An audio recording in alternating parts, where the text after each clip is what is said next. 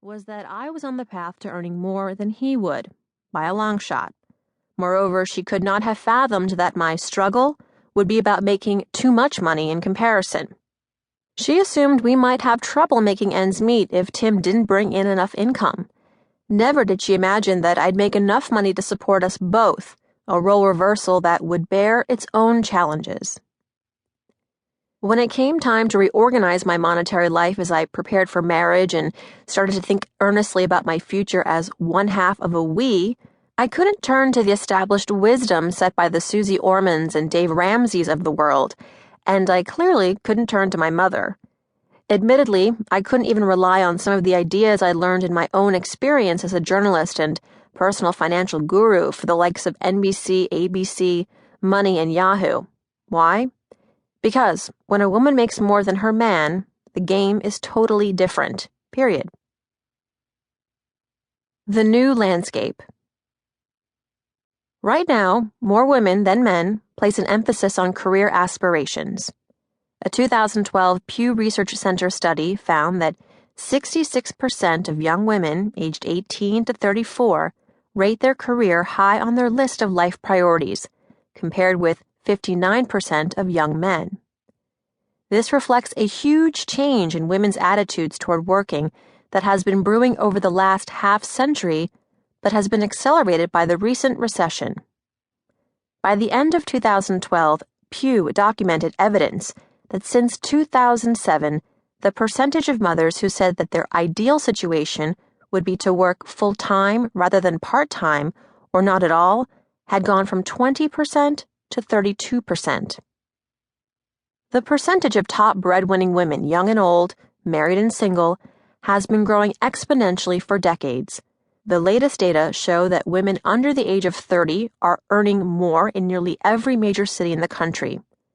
Of all married couples across all ages, 24% include a wife who earns more, versus a scant 6% in 1960.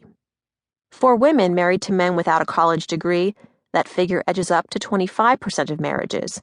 In other words, the percentage of married couples with higher earning wives is 4 times greater than it was in the 1960s. So I know I'm not alone in my journey to a happy household when my salary outpaces my husband's paycheck. The time has come for us female breadwinners to ditch the old rules and follow a different set of principles. This is the book I needed. In general, 2 distinct groups make up the majority of the breadwinning women in America. Single mothers represent one group. They are more likely to be young, less educated, and African American or Latina, and they have a median household income of $23,000. The second group encompasses the married women who make more than their husbands. They're more likely to be white, college educated, and a little older, and their median family income is $80,000. In the upper echelons of this second group are the affluent married couples, a little over 1/3 of whom discuss their finances more than they do their sex life. Although marriages in which she makes more are still relatively rare, they are increasing in number, and surveys indicate that as a society we're a bit mixed on what we think about all this. Norms may be changing, but our belief system does not seem to be moving as fast.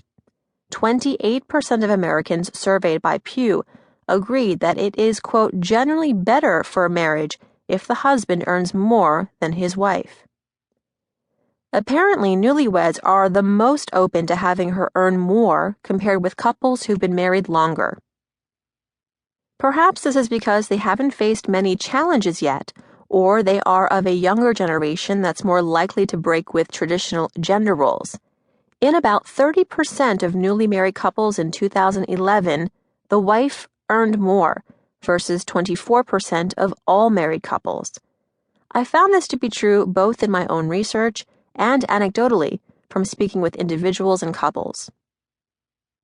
Although in general many of us are becoming more accepting of single mothers, some of us still seem to have mixed feelings about whether or not it's a good thing for mothers, single or married, to work at all. A separate 2013 Pew survey found that about half of us say that children are better off if their mother is at home and doesn't have a job, while only 8% of us say the same.